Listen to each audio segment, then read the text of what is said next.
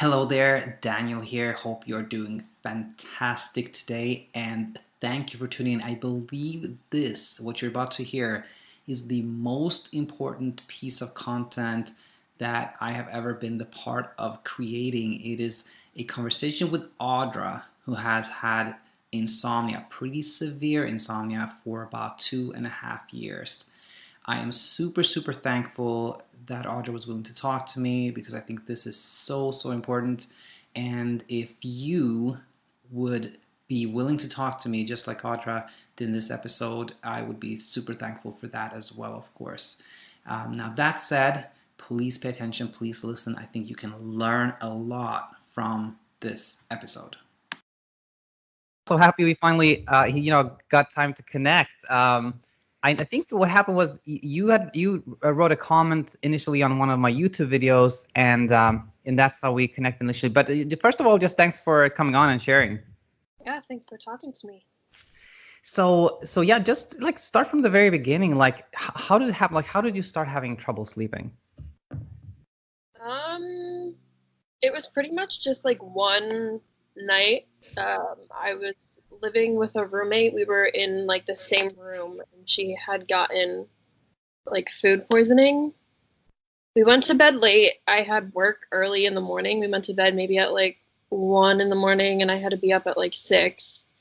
And then she started like throwing up in the middle of the night, and I was worried about her. And then I wasn't able to fall asleep the whole night because of that. Yeah.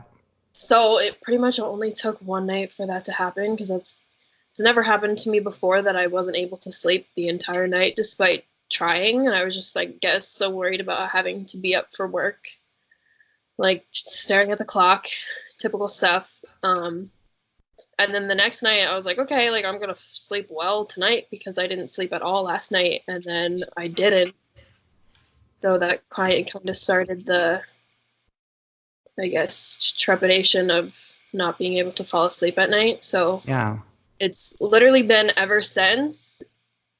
And it's just kind of compounded on itself and gotten worse. It was like initially I was living with 5 other girls, so it was a lot, and we were all on different like work schedules. So it was just like a lot of in and out and a lot of people. Yeah. And that perpetuated it from like the initial instance of it happening.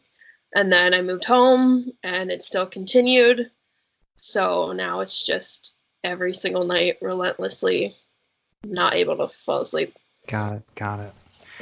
So how long ago was it that, your friend had food poisoning? This was like over 2.5 years ago. Wow, okay. And before that, you basically were sleeping well? Yeah, I mean, I was never the best sleeper. I would have occasional nights of insomnia, and I'm like one of those people that I can get by on like 5 hours. It's not a big deal. Like my sister, like if she doesn't get 8 hours, she's like a zombie the next day. But like I'm not like that. Was always kind of a light sleeper, but nothing ever like it is right now. I hear. Yeah. All right, so that happened, the food poisoning, your friend had the food poisoning, you didn't sleep at all, the next night was terrible as well. And like has it been like have things been like trending? Like, has it been getting better, worse, or is it just kind of the same over the past 2.5 years? It's increasingly has been getting worse. Like first it was like the annoyance from like all the roommates that I was living with, and then went home, the roommates were no longer an issue because I was just like with my family, and it still continued. It was more just like sleep itself became the issue instead of like worrying about people coming in and out of the apartment. And then it was like having to like wake up early in the morning or like stress about like what's happening the next day, even though all of that has been going on like my entire life, but now it's an issue. Yeah, I hear. Yeah. And before, let's say, if we go back like 3 years ago when you didn't have any like ongoing issues, do you remember like typically from like what time to what time you would be sleeping? So the insomnia started like 4 months after I'd graduated college. So in college I had I guess a pretty consistent sleep schedule, sort of. But like I'd be doing homework until maybe like midnight, 1 in the morning, and then be up by like 7. Exactly. Got it. So you'd sleep like around 6 hours or something like that. Yeah. Yeah. Exactly. And then since you started having insomnia and until now, what have you like done to like try to get better sleep? I mean, I guess it's probably not the best that I would, I guess, try and like pacify it and try and like push things later in the day so that I wouldn't be worried about having to get up early or like Sorry, what was that? What did you say? The thing can you repeat that last thing you said? sort of I guess surrendering to it Mm-hmm. and like giving into it, and I guess like if I had to be up early for something, I would maybe try and push it back, or like I would take off of work or like something like that, or just like try and calm myself down at night and like do all the things of like telling myself that it's not a big deal if I don't fall asleep. You know what I mean? Yeah, yeah. Uh, So sometimes, like, if you had like an obligation, you had to work, but you hadn't slept well, you would kind of like wait, give yourself a little bit more time to try to catch some more sleep. hmm Got it. I would say that was more like later on, like when it was initially happening, I sort of just pushed through. But Uh-huh. the more like sleep debt that I accumulated, the more like crappier that I felt. So it wasn't like I wasn't able to do that as much anymore, like just push through. Yeah. So now it's affected my health like in a lot of ways. I hear. So when or we can fast forward to now, in fact, like at this point in time, like what time do you usually go to bed? Around like midnight. Okay. And what makes you decide like to go to bed? Um when I feel tired, and it's pretty consistent every night that I try and go to bed Hmm. around the same time. Okay. So is it that you pretty consistently always feel tired at midnight, or is that, you decided to go to bed around midnight? I mean, I'm sort of tired all the time, Mm-hmm. Mm-hmm. just because I really don't sleep. But I guess just by pattern, it's anywhere between like 11:30 to like 12:30 p.m. or Yeah. And then what happens? Like, how long does it take you to fall asleep? hours for some, Oh, wow. like maybe 5 hours. 5 hours? Yeah. Got it. So let's say you're in bed midnight and you finally fall asleep at 5. What do you do from like midnight until 5? This is pretty much lie there. Got it. I mean, I sometimes I do like hypnosis, like listening. Sometimes that works. Usually doesn't. I'll get up and sort of like use the bathroom or like splash my face just to kind of like reset my mentality. I do like breathing exercises and like counting. Try and not think. Mm-hmm. Mm-hmm. Um, do the whole reverse psychology of it's okay if you don't sleep. You do this all the time. Like, don't take out the factor of trying to fall asleep. Just kind of tell myself, oh, we'll just lie here and relax and see if that works. Usually Yeah. does. Got it. And then, so finally, let's say 5 a.m., you fall asleep, and then what happens?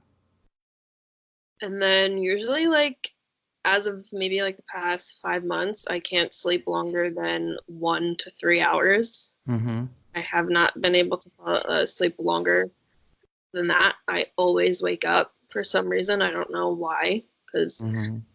in the years that I've had this insomnia, that has never been a factor. So I don't know what changed, but then I'll inevitably wake up. It's like clockwork. I don't know why. And then I'll either be up for the day or I'll try and fall asleep again.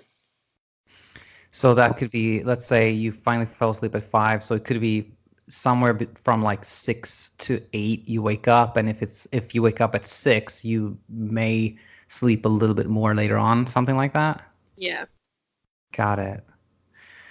Okay, and now obviously you feel tired during the day. Do you also feel sleepy during the day, as if you would like to take a nap? No, I've never really been a nap person. Like my entire life, I've never been able to fall asleep in the middle of the day, so that's not something that I try and do. Mm-hmm. Mm-hmm. It's more like just a heaviness in my head that I feel, Yeah. and like my eyes. Okay. And I think you kind of answered this, but just to be clear, like at the time you kind of get out of bed, that in my mind ranges from like as early as 6 a.m. and as late as maybe like 9, 10. I mean, if some days of the week it's like 12, it could be really late Uh-huh. because I just don't have the energy to even get out of bed, even if I am awake and have been awake. Yeah. And let me take a step back to the time where you said like initially you felt like you could kind of like power through in a way. Did um at that point in time, were you also having this pattern of like sometimes you got up earlier and sometimes very late, or was it more consistently at a certain time you got up at that point in time? That was like, it was kind of like, since it was more, I was like fixated on if my roommates were home yet. Yeah, yeah. Once they were all home, the sort of like relaxation wave came over me and I was able to sleep. And Oh, then back then I didn't have the issue of once I was asleep that I pretty much stayed asleep. yeah, I didn't have this waking up every hour or 2 hours, which is exactly. probably why it was easier to deal with. And for some reason, that's an issue. And even if I did wake up, like I was still able to fall back to sleep back then, but Hmm. I can't. Now, did you ever, were you ever like trying to use like, melatonin supplements and things like that? hmm Melatonin did nothing. It wasn't until January-ish of this year, so we're talking 2 years and some months, that I finally was like, okay, let me just try. I've been taking ZQL a lot. I finally, Hmm. I didn't want to do that because I knew that that was like a dangerous path to go down, but Yeah. I was just too desperate to sleep, so I just bought ZQL one day, and unfortunately now I've developed a relationship with it. So, Meaning it's hard to sleep without it. it's like, when I've been sitting there for 5 hours and I'm frustrated, then, Yeah. or if I can just sense that it's gonna be like, I'm just particularly anxious about something, Yeah. I'll just do it. And I don't even know if and there have been plenty of nights where I've pulled all-nighters, haven't been able to sleep like 0 hours, even though I did take the ZQL. So Hmm. it doesn't always work. But Exactly. it could also, I guess, maybe just be more of a placebo effect that Yeah. Very that true. Now, did you move home because of like all the commotion and it was like you were trying to get better sleep, or it had nothing to do with that? no, my job with my contract ended, so I came back home. Oh, okay, okay, got it. Okay. Um, I think that was really like I think I got a really good picture. Now, before we kind of move forward here, I just want to ask you like have you been like um watching several of my videos or not so much? Yeah, I've been watching a few of them before. When I was on my way home today, I was playing. It was like you and Martin. Oh yeah, yeah. Yeah, and some other guy. Oh I only, yeah, I only Mike, got yeah. through like 20 minutes of it, and then I've been Okay. watching some other videos of yours. But you have not, you've never come across, or have you come across like cognitive behavioral therapy for insomnia, CBTI? Yeah, I went to a doctor for it. Oh, you did? Yeah. Oh yeah, yeah, I think I remember that from the comment, and I was reading it. I was like, oh, maybe there was things that could have been done differently, or something like that. But tell me about that. So this was like January that I did this, so it's 2 years since, and then some since this has started. And there's only like a few doctors. I'm from New Jersey that I guess specialize in this. Hmm. So she did basically taught me about circadian rhythms, taught me about sleep cycles, told me that it's normal for you to wake up in the middle of the night. She she first had me for 2 weeks track when I was sleeping without doing anything, so she could sort of see like when my quote unquote sleep window was or when my circadian rhythm which was really hard to find because there really isn't one because I don't sleep. Yeah.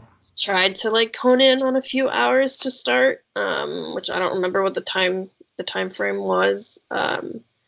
But it was pretty much like you have to go to bed at this time, you have to wake up at this time no matter what. She had me do a light box within half an hour of waking up in the morning.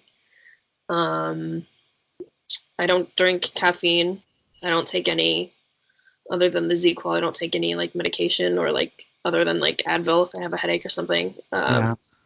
And it was like try and get exercise and at a certain time of day, or like take a hot shower before, maybe like 2 hours before you go to bed, like all that kind of stuff.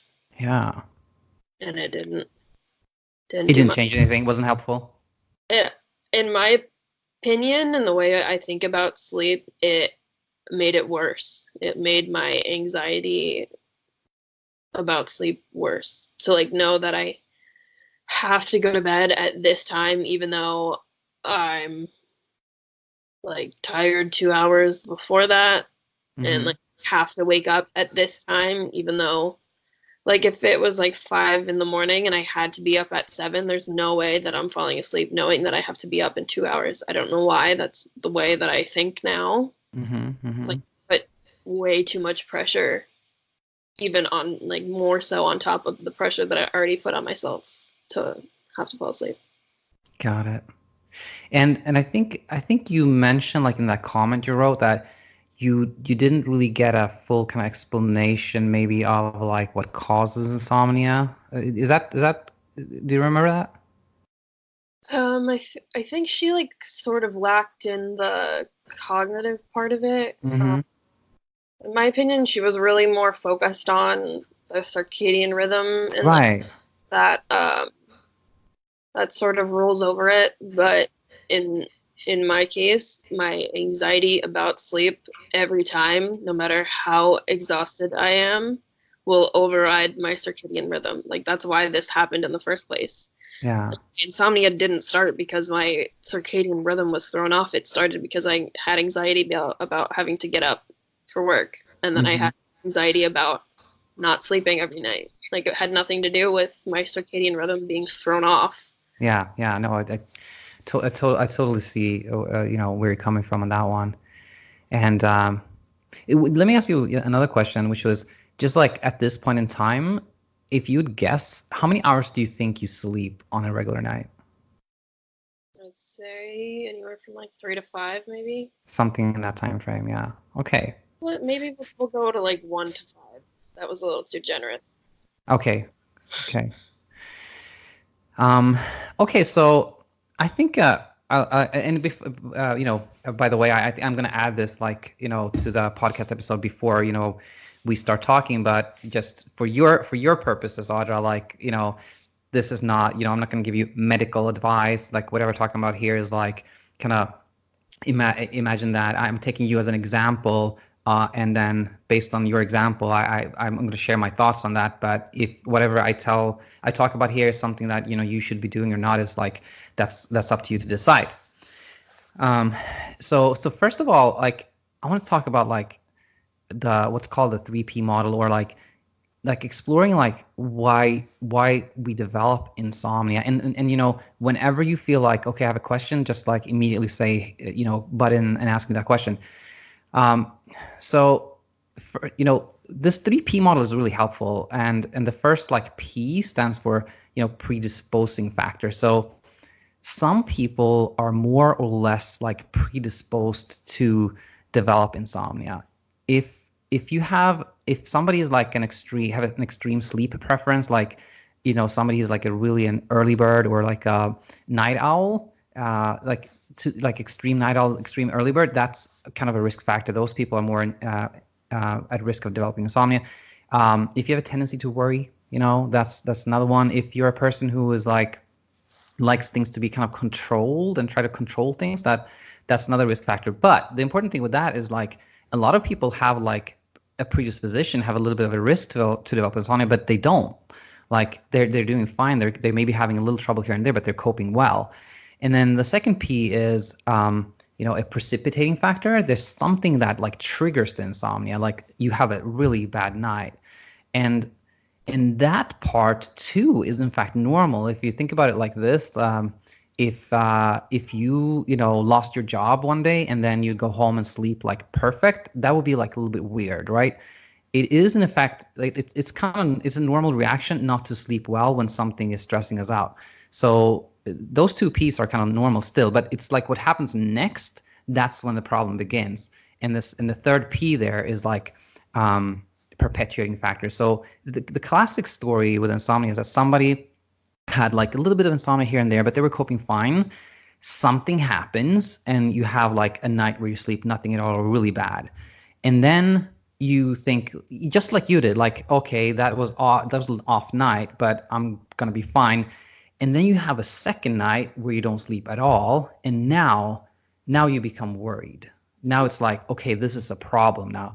I got to do something about it. And some classic things people do is like, okay, I got to make sure I get enough sleep. I'm going to try to go to bed a little bit earlier maybe, and I'm going to maybe try to take a nap, sleep in. And then when those things don't work either, it's like that didn't help. Then that escalates the problem. It's like, that didn't work either. Something must be really, really wrong with me. I'm going to have to try another thing. And then somebody's like, I'm going to try some melatonin. That didn't work either. And now the whole thing just snowballs, and it develops this, your life becomes oftentimes, completely centered around sleep. Like, how can I get enough sleep? Why am I not sleeping? The preoccupation, the worrying, all the efforts of sleeping just, becomes all encompassing. So that's like the way, insomnia develops. Now, I think another really important concept or the important thing to talk about is, what makes us fall asleep and stay asleep, and that is known as sleep drive. And it's simply, I think it's very helpful to also think about it as like a hunger for sleep or appetite for sleep. To be able to eat, we have to be hungry, and the only thing that like makes us hungry is really fasting. The longer we stay without eating, the hungrier we become and the more we can eat. And the only thing that really can make us sleepy and sleep is staying awake. And the reason I think that's really so important to talk about is that, let's say, melatonin or like supplements or yoga or meditation or like, all those things, they cannot make you sleep. And the reason that is so important is that trying to use those things to make yourself sleep always backfires. Because like you try something and it doesn't work, and then that just leads to frustration. So kind of a big thing with insomnia is like the less effort, like the less you try, typically the better you get, the better things get. And by the way, on a little side note here, when things quote unquote work, that's also not good, because if somebody's noticing that, it seemed to help when I took this milkweed supplement, then people start believing that made them sleep, and they lose sleep confidence. Like they start believing that they cannot sleep by themselves. So those are some really important concepts. So far, does it make sense, or what are you thinking so far? Oh yeah, you just pretty much described my life. But that's, that, and by the way, that what you just said should make you hopeful, because your story is very, very typical, which also, the reason that makes me hopeful, and I hope it makes you hopeful, is that what works for so many people that have exactly the symptoms you have should work for you as well. And and what am I talking about? When I'm talking about CBTI, and I think, and this is where I remember your comment, a lot of what you talked about that you had tried with this other sleep doctor, Yeah. I read those in the comment and I thought that wasn't really CBTI. It's just like you said, I think that the provider was more into what's called chronotherapy, like when you look at circadian rhythms. And it was a little bit of a mix of chronotherapy, a little bit of CBTI, a little bit of sleep hygiene. So yeah, when I read that comment, I was like, I think, Audra, I think I could really help this person. So I think let's say, was anything, I kept notes here. I'm just going through my notes and looking at a couple of things. Oh yeah, I just want to, before we get to like maybe more specifics, did you stop drinking coffee because of the trouble sleeping, or you never really was into coffee? Oh, I don't like coffee. Yeah. Okay. All right, good. I just mentioned that because a lot of people like completely stop, and a reason that, if you should always use your like, judgment and common sense, but a lot of people stop taking coffee completely, and in a way, if you have coffee in the morning, that could actually be good for a lot of people. It helps you feel better. And if you stop taking it, that's kind of a give to insomnia. You give something away to insomnia, which is never good. Now, here's the thing. The core, like really the most important thing when it comes to overcoming insomnia, to sleeping better, is to have a consistent wake up time, And the reason that is so important is that that's the anchor. That's like the fixed point around which everything revolves. And let me just explore that, and then I'm gonna, ask you a question. But let's say you need 6 hours of sleep. That seems to be what you slept before. Then there are 24 hours in a day, right? So if we take 24 minus 6, that's 18 hours. So for you need something like 18 hours of wakefulness to produce enough sleep drive to make you sleep. And I bring that up because, to give you an example, let's say you got out of bed at 10 a.m. That means you're gonna probably be ready for sleep 18 hours later. So that's 10 p.m. plus 8 hours later than that. So that becomes 4 a.m. So if you get out of bed 10 a.m., you're gonna be ready to sleep at 4 a.m. Okay, and the reason, again, this is so important is like wake up time is the anchor. That's around that. That's the most important thing. So the most important thing for you, I believe, is you have to choose a get out of bed time in the morning and be strict with that.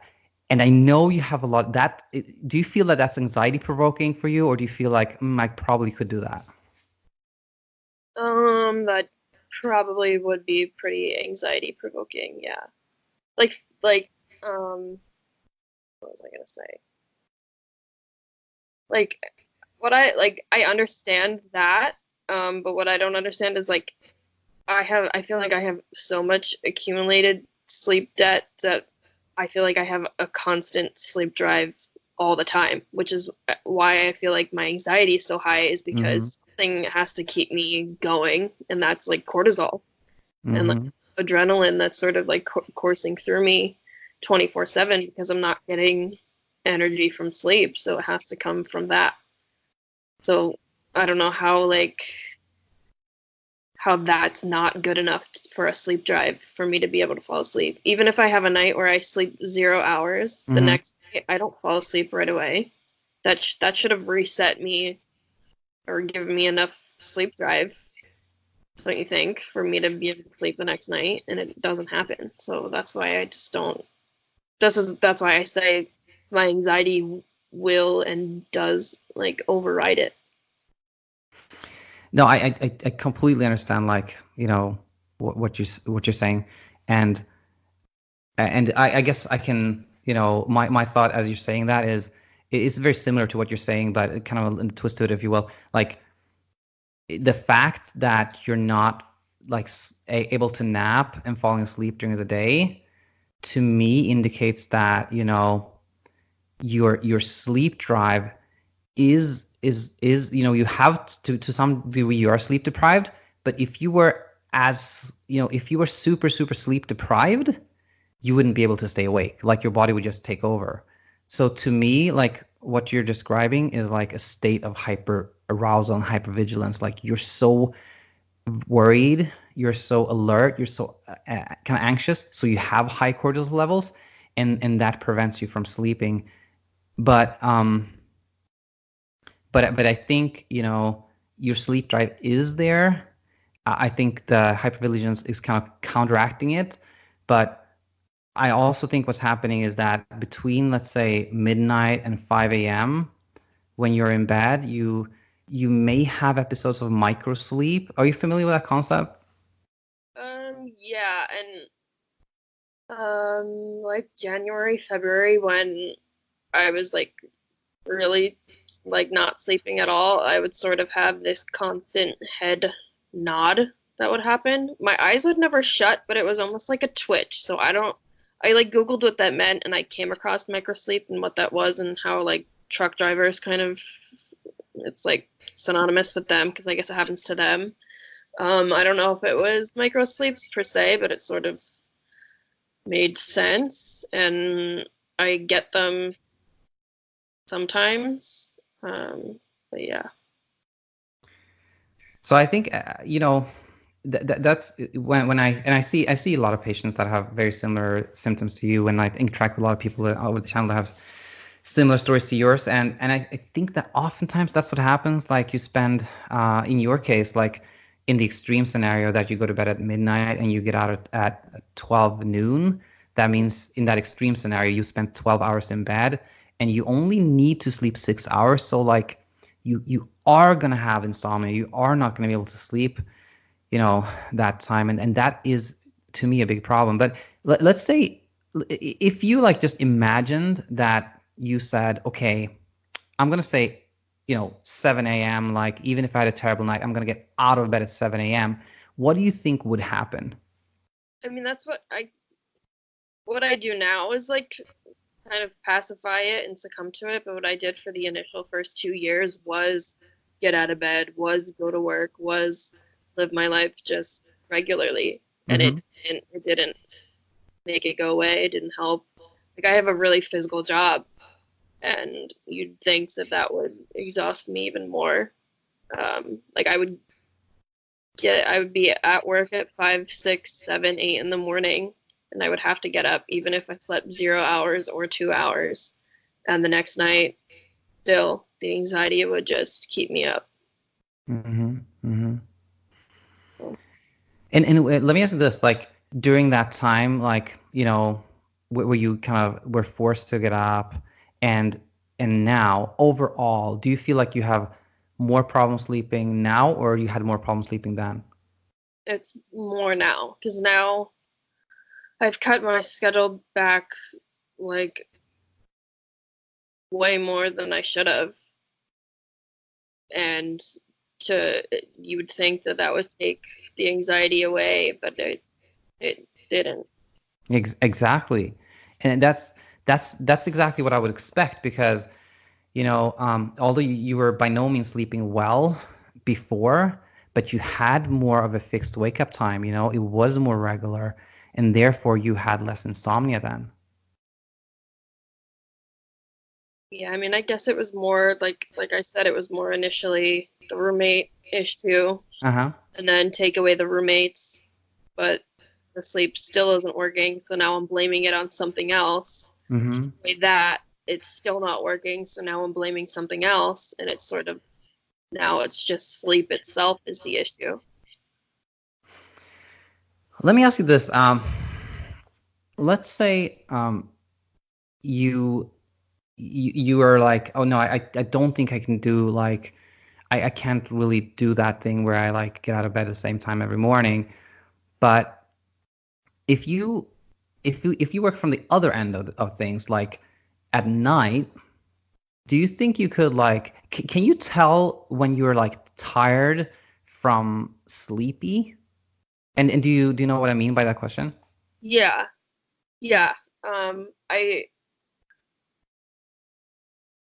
I don't go to bed unless I feel tired. Because I know that that's not a good thing to do. And like even my entire life, I would never really go to bed unless I was tired. And what do you mean when you say tired? Like what feeling is that? What do you mean by that when you say tired? Exhausted? Yeah. Got it. Okay. So, there when people say tired, they can mean like what you're meaning, like exhausted, low energy, like fatigued. And then there's also like, when you feel sleepy, as in like, your eyelids feel really heavy and you're just kind of craving sleep and you're missing, you're kind of like falling asleep unintentionally. Do you feel, are there times when you feel like, can you tell like fatigue, like exhausted from like sleepy, like eyelids heavy, sleepy? I would say so. Yeah. Like I don't really get I kind of have like a go go go type of Uh-huh. personality. Uh-huh. I don't really get tired that that easily. Mm-hmm. Mm-hmm. So I would say that I have a pretty good. You can tell one from the other. Yeah. That's good. That's good. Let's keep that in mind. And then I had a question for you, which was, you said, I never go to bed unless I feel tired, and I know that's not good. What did you mean by that? And it's not good to go to bed if you're not tired. Yeah, That's that's right. And that's what, isn't that what you are doing? So are you going to bed if you're not tired, or? no. Okay. Okay, got it. So, that's generally a good thing, but what I think it's important to distinguish like tired from sleepy. So if you feel like tired, as in like you're just exhausted, you have no energy, that signals that you're tired, that you may need to rest, or some people need the opposite. That means like, they need to actually be more active to be less tired. But uh, the important thing here is that, when you're tired as in exhausted, that's not necessarily a signal that you need to sleep. So what one should be doing when you have trouble sleeping is not go to bed unless you feel like sleepy, unless you feel like I need to sleep. Right. Yeah, I do that. Oh, you do that? Mhm. And then let's say so it's midnight and you're like, okay, I feel sleepy. I think I can sleep, but then you don't fall asleep. Right.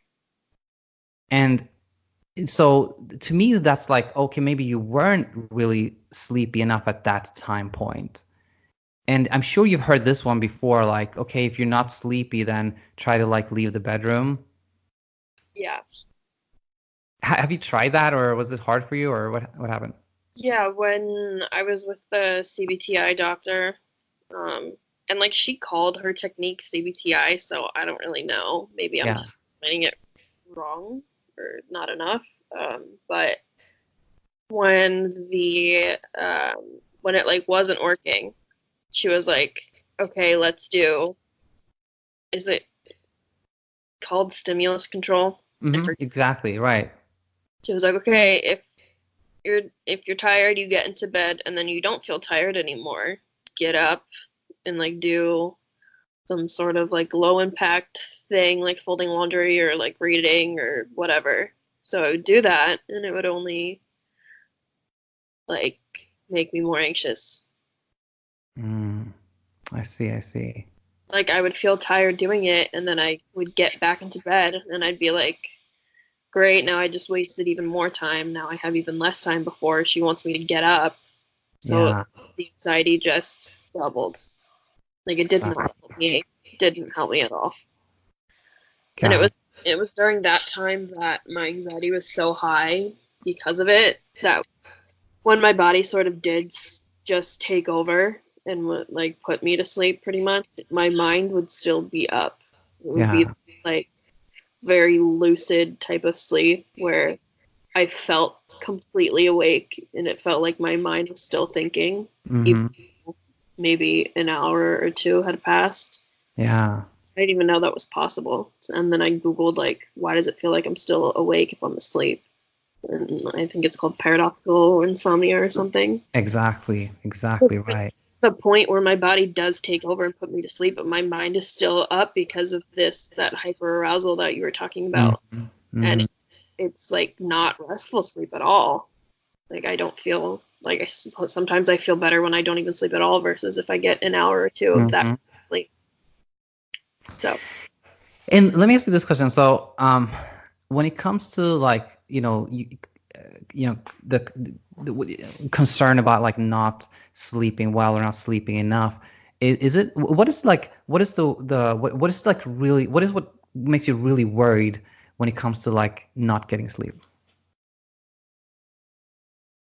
It's not that I don't think that I can function without sleeping, because I've gone many days without it, but I think now it's at the point of it's every single night of not getting enough that I've developed like insulin resistance. I have this sort of tension headache in the back of my head that's been there for maybe like 4 months, and it'll get worse on days that I don't sleep. It'll get better on days that I do sleep a little, and it's like stuff like that. Like it's more like the annoyance and the anxiety that I have about the fact that it's affected my health and my life more so than, oh my God, I need so many hours to function the next day. It's more the anxiety about that and the anxiety about if it's going to get worse, and just like the pure annoyance that I have about it. It's not really like I have this Specific.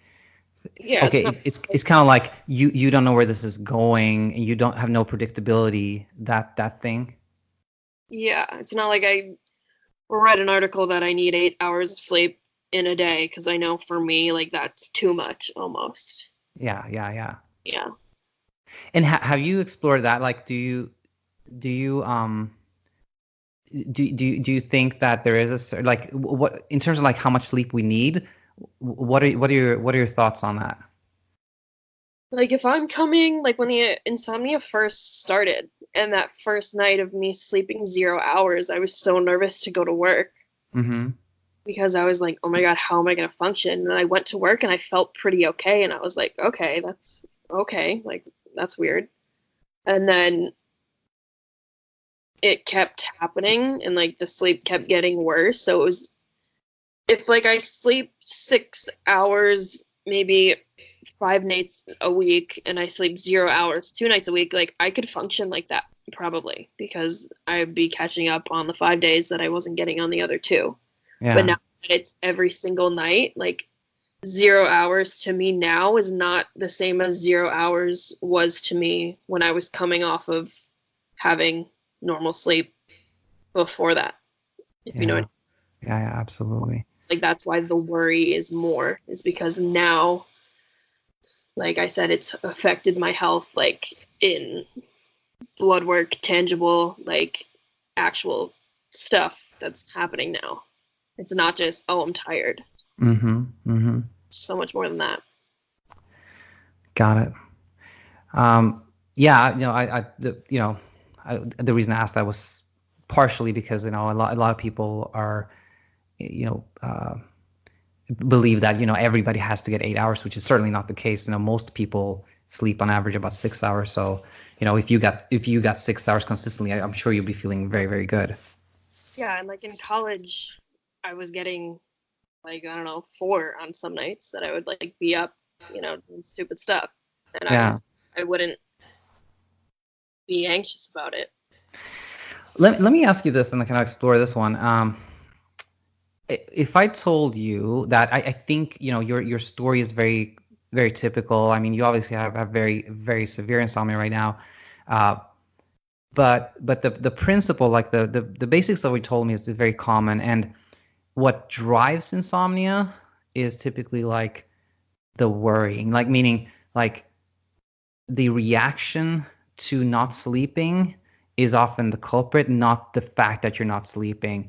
Like if somebody, like let's say somebody that doesn't have any trouble sleeping, they don't sleep, they typically don't react to it and eventually overcome it. But if another person starts having trouble sleeping, then they react to it, become very worried, try to get sleep, and that becomes a problem. So I think what I'm hearing from you is like, you are trying to sleep a lot.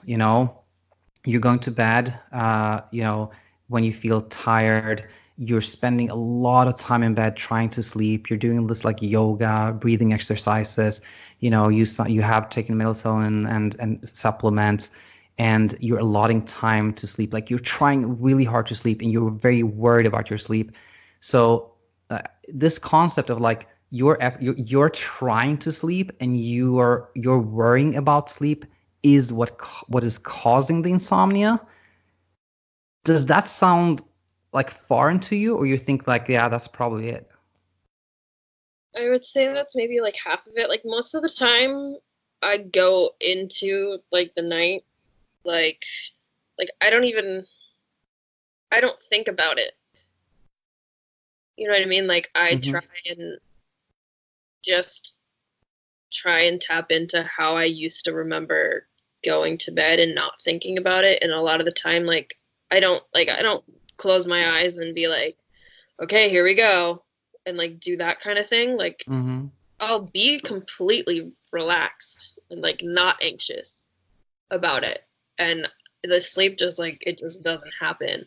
Or I'll even feel I keep getting these like hypnotic jerks like multiple times throughout the night. It's like my body is like fighting the sleep for some reason. It's like Yeah. it starts to happen and then my arm will just twitch or like my neck will twitch or something that just like jolts me awake. Mm-hmm. Um and that's pretty new as of maybe like 4 months. So it's not that I go into the night being like so ruminating on the fact that I'm not gonna sleep. Like I'm optimistic somehow pulling I don't know where I'm pulling it out of, but every night I go into like, okay, like gonna be a good night or it's fine if I don't sleep. We're used to it. Yeah. I don't do that sort of like, oh my God, my life is over, like the world's gonna end because I'm not sleeping. But for some reason it just still doesn't happen. And then when it's like 5, 6 hours later and then I'm fully annoyed, then Yeah. then I'm like awake because of it. And that's when I do like the hypnosis, like listening to that, like some sort of YouTube video of a hypnosis person like speaking to try Yeah. and calm myself down. And the things you describe, like this kind of like the jerks and the hypnotic jerks and like twitching and things like that, what do you think is causing that? I have no idea. It's pretty much like this. I'm like aware of when I'm drifting off, sort of. Mm-hmm. Mm-hmm. Like you would fall asleep and you don't feel yourself falling asleep. It just sort of you wake up and it's morning. Like you can't like feel that sort of like drift. But for some Yeah. reason, because I guess maybe subconsciously I'm just super hyper vigilant and I Yeah. feel this falling sensation in my head of so like I know that my body wants to sleep and it'll happen like within an hour of laying down to go to sleep and it'll happen all throughout the night but like I feel it and then like I become aware of it and it wakes me up. So Yeah. no, like I don't know how to get rid of that because I'd never had that before. The first 2-ish years of the insomnia, never felt that. But it was sort of after the CBTI, after my anxiety about it got even worse, that it's sort of started all this new territory of that plus not being like it's even when I finally do fall asleep and then an hour later I'm awake and I have to go through it all over again and fall asleep all over again. Yeah. So it's just a lot. I think I think you said it like, although you're not like consciously like ruminating, there is some hypervigilance there, and like that what you're describing also very common, like the twitches, the hypnic jerks and things like that. The hyper arousal that is not apparent is still there and kind of kicks in and jolts you awake and like gives you that kind of energy boost and like jerkiness and things like that. And oftentimes it spills over into wakefulness too. Like you have these like tensions and like pains and like aches and like things like that that you typically wouldn't notice, but the combination of poor sleep plus hypervigilance make you like super aware of every little thing that's going on in your body. So, you know, I know this is like the first time we ever talk, and it takes a lot of time to like get better, but I I think, and I'm not gonna ask you to do anything or anything like that. I think there's a lot to kind of digest here, but like talking to you, I think your story is like very much of somebody that is, really wanting to sleep, trying to sleep, and that where those sleep efforts are backfiring, causing more insomnia, and also a lot of like bargaining with insomnia, like I'm not not sleeping, and then allotting more time to sleep, like giving insomnia time, which is 100% understandable. I'm just kind of exploring my own thoughts here, and I believe like just think about this, that I believe that if somebody like yourself, like kind of despite what feels like despite this feeling like completely counterintuitive and like scary, then having a fixed wake up time, spending more time completely awake, and doing kind of the core like real CBTI stuff could help, and just like maybe explore these thoughts or something like that could be maybe a way to start. But generally speaking, like we've talked here about overall, like what is your like how were you planning to, or how are you planning to, how are you thinking about like moving forward and hopefully overcoming this? I mean, I this whole time I've sort of been looking into um like atypical treatment, like because I do research constantly, and I've tried hypnosis because, like I said, it feels like this entirely subconscious thing that's happening. Like I know consciously, like this is ridiculous, and that like I spent 22 years of my life being able to sleep fine, and now that sleep has become an issue, like that's why. It's like nothing else other than my own like thought process and my own attitude towards sleep, which has been tainted because of this. Sort of like I know the only thing is this issue that I have with my mind. So I've been looking into like acupuncture to kind of like the whole thing with like cortisol.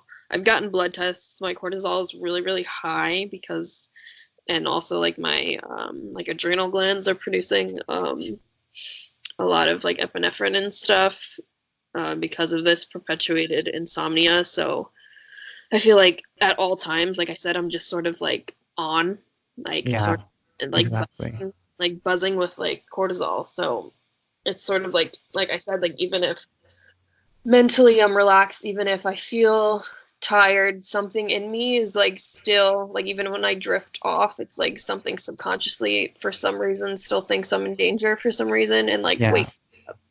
So I was looking into acupuncture to kind of maybe like stimulate my parasympathetic nervous system, which I feel like there was some article that Martin wrote that was like if you don't sleep, it sort of keeps your body in this fight or flight mode. Exactly. And that kind of ironically makes you not able to fall asleep because you're just, like I said, like on all the time, and it doesn't let your nervous system be overcome by the parasympathetic nervous system or something like that. And I was like, cool, that makes sense, because when I really don't sleep, like my heart is beating really fast the entire next day. Yeah. I don't know. I was looking into acupuncture to see if that would help, or like kind of like the PTSD treatment that they do with like eye movement, which is sort of similar to how your eyes move in like REM sleep. Yeah. Maybe see if that would work. Because if I could just, I feel like if I could just get rid of this anxiety that I have about the idea of sleep itself, about falling asleep. It's not that I'm afraid of sleeping. It's my fear of not being able to fall asleep to initiate the sleep. So if I, for some reason, like somehow get rid of that trepidation and that like irrational fear that I know is completely stupid, but for some reason it just won't leave my psyche. I don't know. I hear. Okay, well, I think we'll probably wrap up there. Do you have any questions for me at this point? I mean, what do you think?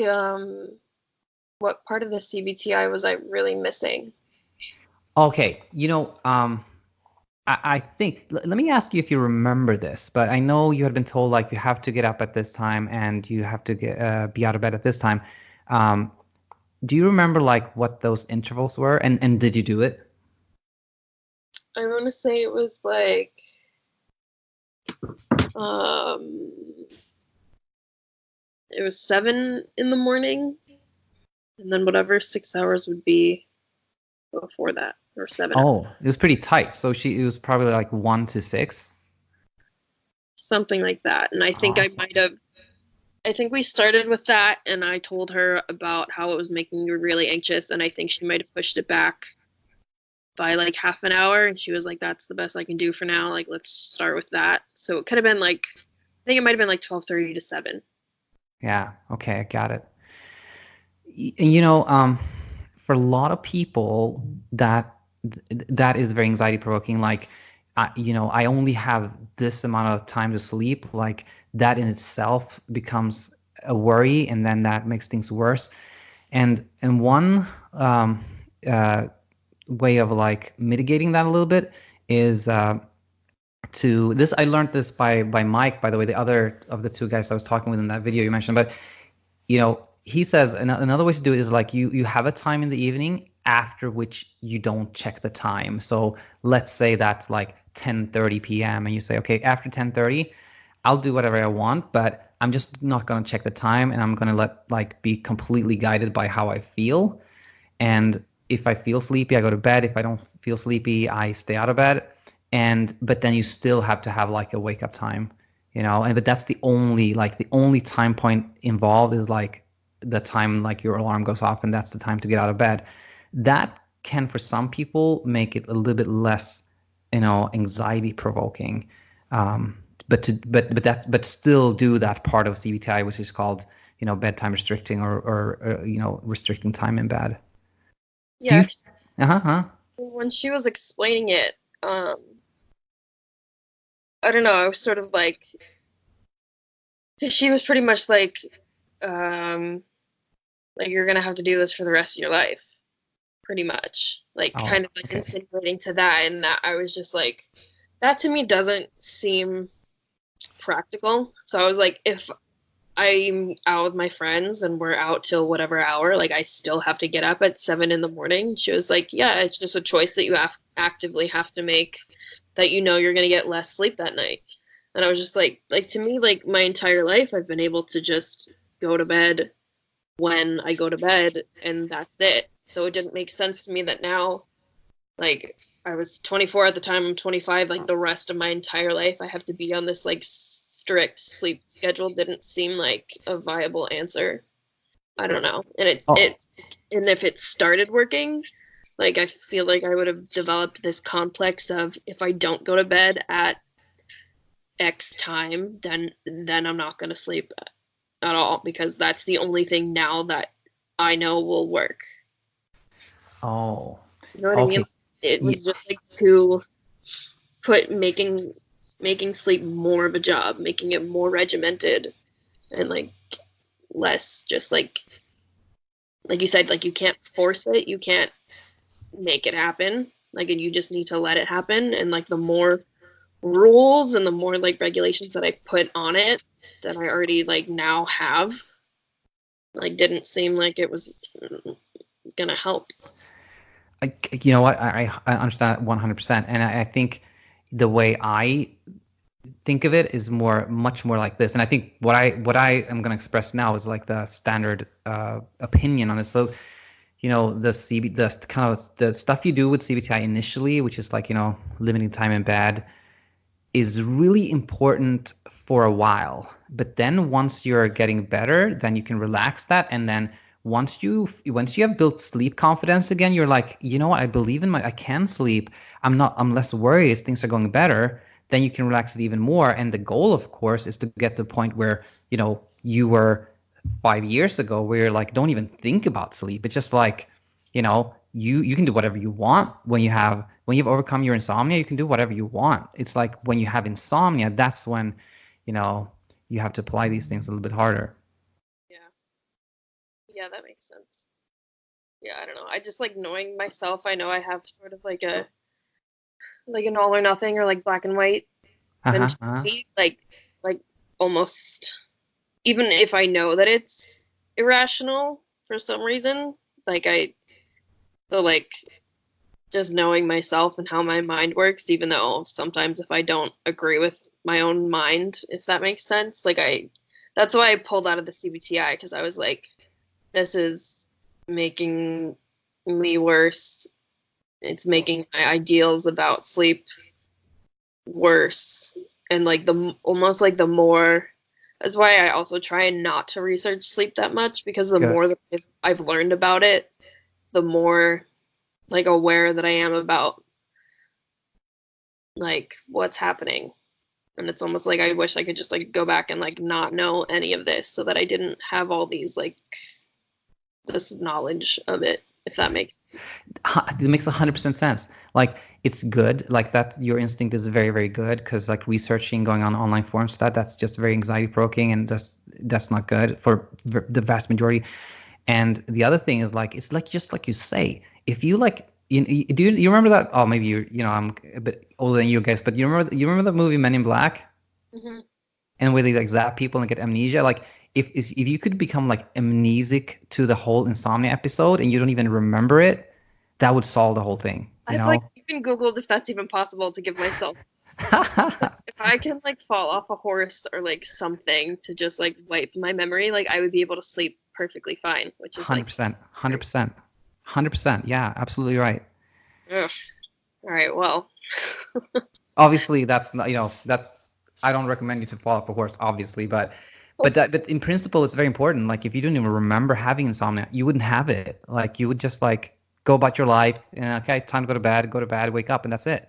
Right. But then it's bizarre how like the process of getting to that stage can be so difficult. But I'm sensing from you that you're kind of like at least open to like exploring like some of the things I talked about.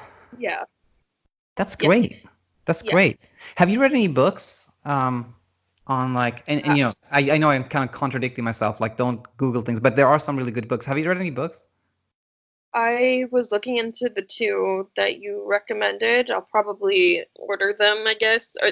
Are they more like, I guess like more about like mentality about sleep and how to like handle that than about like this is REM sleep, this is Oh yeah, no, that you don't need any of that stuff, obviously. No, they're not like that. The one I think is really, really good is this called the Effortless Sleep Method by Sasha Stevens. okay. And like her story is that she had like very bad insomnia for like 13 years. And then what happened in her case was like she tried, like the classical, tried a million things, everything under the sun, and then still had insomnia. And then I think she went on this like camping trip with her friends or something, and it was a very strange, a very different environment, and everything was just different. And she was like, "Whoa, I'm sleeping pretty okay." She was so busy, and then she went on to write this book about sleep. And to be honest with you, like when you read the book, if you do, and I recommend it, I think it's fantastic. But when you read it, you will see that she's kind of like a little bit anti-CBT, but everything she talks about is CBT. And I think that's just a branding thing. She wanted to make it her own brand. But that said, her book is like really like informative. It's written by somebody that's gone through exactly what you're going through. The techniques, the advice is super good. And then there's another book that she also wrote called Bedtime Stories for Insomniacs. I think those are fantastic, really good. I think you should read them. Okay, yeah, I'll definitely look into that. So I think it was super nice talking to you, and I think this is going to bring a lot of value to other people that have similar, or in a similar spot. And we'll talk after this, and maybe send an email back and forth or something. But it would be super nice, catching up with you again in a couple of weeks or month and see how things are going. Yeah, I'm gonna order that book like right now. Yeah.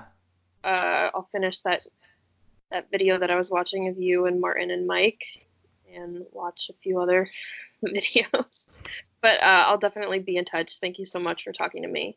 Anytime. Thanks so much, Audra. Thank you. Bye-bye. Bye.